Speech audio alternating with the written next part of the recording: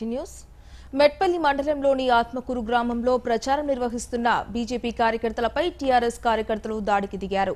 Nizamabad parliament స్థానం నుంచి పోటీ చేస్తున్న బీజేపీ అభ్యర్థి ధర్మపురి అరవింద్ కు మద్దతుగా ప్రచారం నిర్వహిస్తున్న యువకుడిపై దాడి చేయడంతో బాధితులు పోలీసులకు ఫిర్యాదు చేశారు. తమపై దాడికి పాల్పడిన వారిపై చర్యలు తీసుకోవాలని బీజేపీ కార్యకర్తలు డిమాండ్ చేశారు. మన బీజేపీ గ్రూప్ లో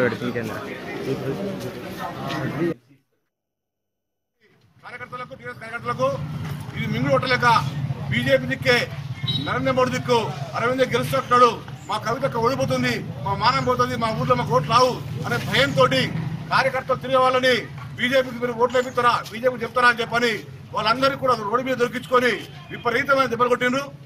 ఇది ప్రజాస్వామ్యం కాదు. ఇది చేతకాక ఓట్లలో గెలవలేక ఈ రకంగా బాహ్యంగా మనసుల మీద దాడి ఏమైతున్నదో ఈ ప్రభుత్వంను అడ్డుపెట్టుకొని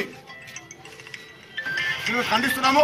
ఇదే రకంగా కొనసాగితే రాబో రోజుల్లో ప్రజలు తప్పకుండా బుద్ధి చెప్తారు.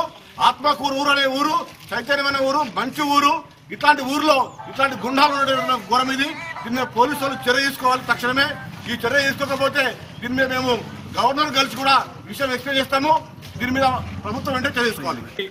ఆత్మకూరు గ్రామంలో భారతీయ జనతా పార్టీ కార్యకర్తలు విస్తృతంగా ఇంటింటికి ప్రచారం చేసినటువంటి తరుణంలో నరేంద్ర మోడీ గారికి, భారతీయ జనతా పార్టీ పార్లమెంట్ అభ్యర్థి అరవింద్ గారికి వస్తున్నటువంటి ఆదరణను చూసి ఓర్వలేక ఇక్కడ ఉన్నటువంటి టీఆర్ఎస్ కార్యకర్త పక్షాన తీవ్రంగా ఖండిస్తున్నాం.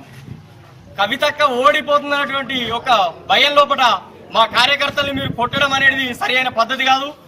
ఇది ఒక పిరికి పొంద చర్యగా మేము భావిస్తున్నాం. దీనిపై